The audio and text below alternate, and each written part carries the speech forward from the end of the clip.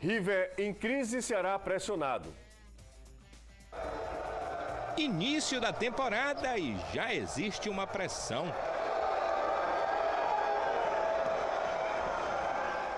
Por um lado, dos 20 times da Série A, o Ceará é o único ainda invicto em 2020.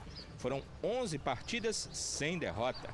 Por outro lado, a equipe conseguiu apenas 3 vitórias e 8 empates. Sinceramente, isso, da maneira como está, nos incomoda. Porque não é positivo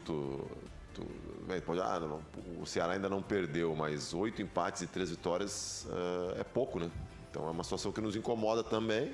No Campeonato Cearense foram 2 empates e 2 vitórias. Na Copa do Brasil, já sob o comando de Anderson Moreira, o Ceará venceu o Bragantino no Pará logo na estreia. Eu creio que falta uma vitória convincente para poder as coisas acontecerem mais naturalmente, né?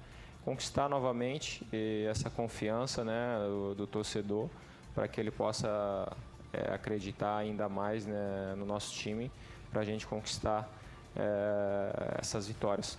Quase metade dos jogos do Ceará na temporada foram pela Copa do Nordeste. E em 100% dessas partidas, o resultado foi o mesmo: empate.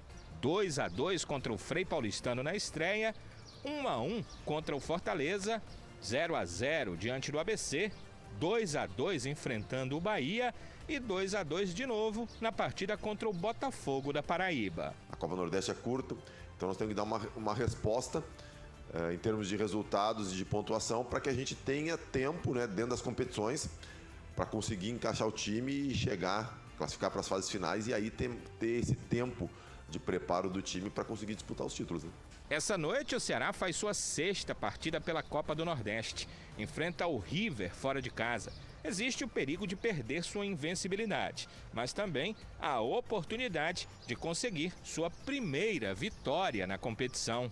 Desses 5 jogos, se tivéssemos perdido 3 e vencido 2, nós estaríamos melhor do que estamos hoje, né? Então, nós teríamos 3 derrotas, ao invés de 5 empates e estando invicto, né?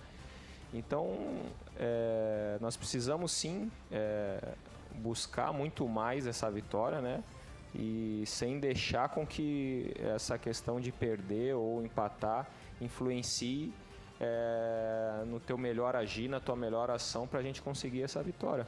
Com situações parecidas em grupos diferentes, Ceará, 7º no grupo B, e River, 7º no grupo A, precisam da vitória para seguirem sonhando com a classificação para a segunda fase da Copa do Nordeste. Caio Costa, boa tarde para você. Boa tarde, você. A gente vem falando, já não é de hoje, a gente até discute isso já semanas anteriores.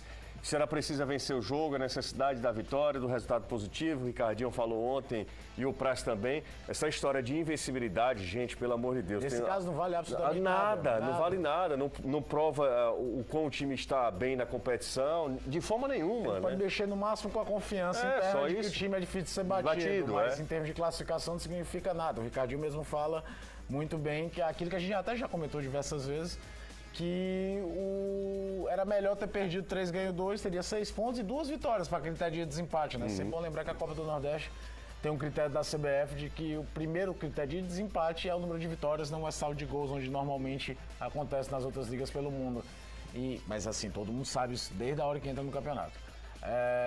E é um jogo traiçoeiríssimo, porque o River está em crise, o Marcelo Vilar balança hoje lá, começou muito bem, lembra? Chegou eliminando o Bahia da Copa do Brasil, o time não emplacou nem no Campeonato Piauiense, muito menos na Copa do Nordeste, e aí você enfrenta um adversário que não tem nada a perder, enquanto o Ceará tem tudo a perder. Porque a diferença de orçamento, de investimento, de pretensão para a competição, o Ceará entra na Copa do Nordeste como pelo menos um dos favoritos às semifinais, são um dos times que estão na Série A. Então, Ceará, Fortaleza e Bahia, você em esporte, você imagina que sejam sempre os 4 cabeças de chave, vamos falar assim, para brigar em cima. Curioso para ver a formação desse time, a gente vê que o primeiro sinal que as coisas não estão 100%, que você precisa tomar cuidado, é quando vão Fernando Praz e Ricardinho para a coletiva, 2 caras bem articulados, 2 caras que sabem medir bem as palavras, que não vão dar uma declaração que joga gasolina em fogo, né, dentro desse momento complicado da equipe.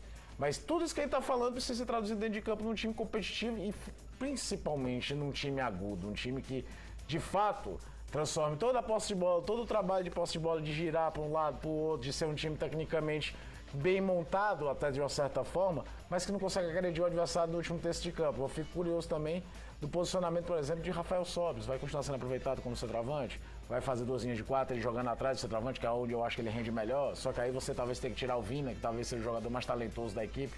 Enfim, o Anderson, o que é necessário é que não dá mais para ficar no piloto automático. O Ceará precisa rever alguns conceitos para ser um time mais agudo, que de fato transforma em chances de gol. Às vezes fala muito de jogador A e jogador B são fracos tecnicamente. Podem até ser, mas quantas chances de gol o Bergson teve no jogo passado? Quantas chances de gol o Rodrigão teve no jogo passado, além das limitações deles?